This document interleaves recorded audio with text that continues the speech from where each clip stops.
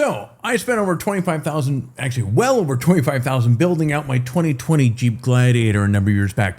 Suspension, gears, tires, rack, audio system, you name it, I did it on it. And after all of that, well, last year I traded in for a bone stock Chevy Colorado ZR2. Now I know what many of you are thinking. Why on earth would you trade back, go back to stock? Well, putting aside what I do for a living, I'm constantly testing out gear. We wanted to find exactly that. Could you invest in a stock truck that has some factory aftermarket parts on it, for off-roading and so forth, and how well would it perform? How good is the factory off-road truck in 2025? So I ran this ZR2 for a full year on the same trails that I drove with my Gladiator over the course of the last 4 years. And honestly, I have to say, this thing shocked me. Now, let's start with the big one, because many of you have been asking, okay, what has it been like? What do I like? What do I dislike? How has it been? And so forth. And I will say this, one of the things that really stand out is the Multimatic DSSV shocks that are on the Chevy Colorado. And if you've heard anything about the ZR2, it's likely these things. And I'll tell you why. These shocks, these things are they're a unit on their own. They outperformed my entire Icon Stage 7 setup that I had on my Jeep. That's a $25,000 build getting beat by a stock truck. Now in desert washes, this truck just floats. Repeated hits, high speed, rough terrain. If you've ever driven with me, you know I beat the heck out of my vehicles. No drama, no bottoming out. And here's what really surprised me even more at the end of the day. On the highway, it rides, smoother than most daily drivers. And that balance is, well, something I've never had in a build. Now, let's talk about the elephant in the room, the engine, because when I first started test driving this, when I first test drove it, long before I picked it up, I had my doubts. A 4-cylinder turbo in a off-road truck, didn't love the idea on paper, but then, look, you get on the throttle a bit there and that turbo spools up and suddenly, well, you have 430 pound-foot of torque at 1,750 RPMs. And this is where that truck lives. Low end pull, climbing, sand. It frankly goes. For comparison, my Gladiator had 260 pound-foot of torque. And even after the gears, that started with 410s and I moved to 488s.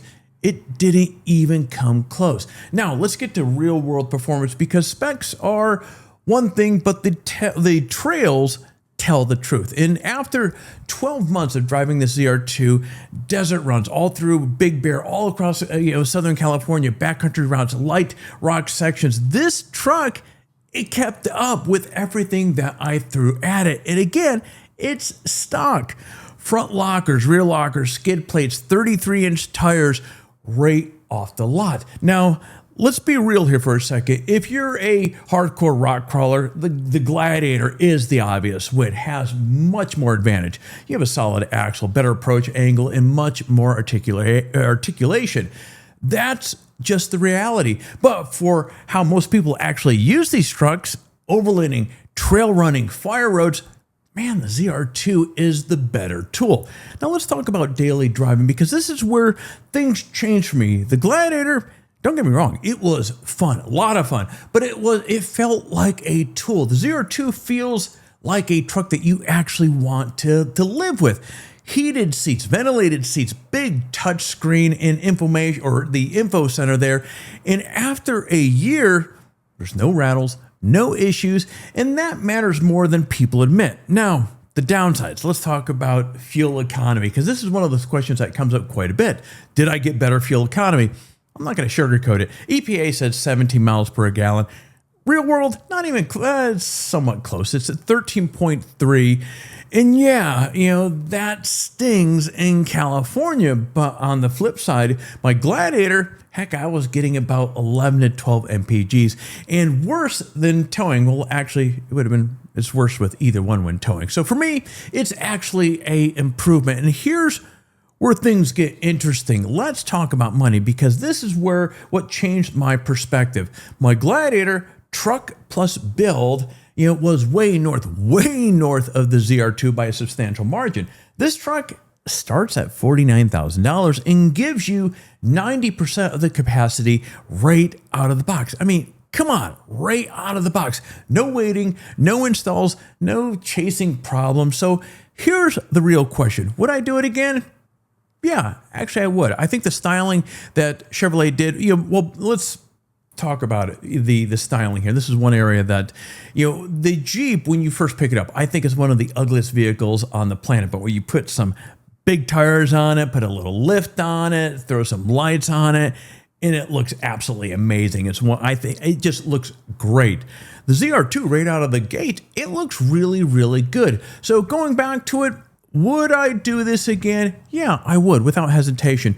This truck is, at the end of the day, at the end of this first year with this here, it's fun to drive. It's capable, it's comfortable, and it just works. And honestly, that last part matters more than anything. So if you're sitting here debating between building a rig or buying something that is turnkey that might get you a little better MPGs, this truck makes a very strong case for spending less and getting out there more. And that's the biggest takeaway after a year with this thing. You don't need to build anymore unless you really want to. And that's a really big shift.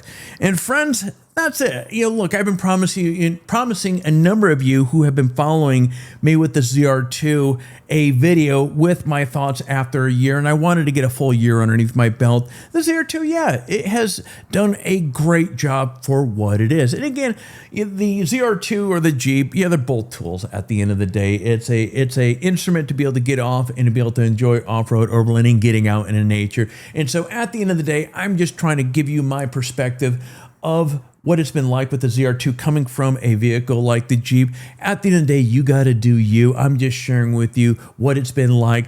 If this video was helpful, friends, go down below, hit that like button, hit the subscribe button so we get to see more of each other. And if you have any comments about the ZR2 or my Gladiator or any of the mods that I have put onto the Gladiator, and actually the ZR2, the only thing that I did put onto it was a bed rack on the back, and that I put a couple Rotopacks on the side of it for fuel and water. But other than that, this thing is bone stock. But anyway, if you have any questions on any of the mods that I've talked about on this channel, or any you have questions on, leave the comments down below. But friends, that is all I have. As always, I appreciate your time, and I will see you in the next video.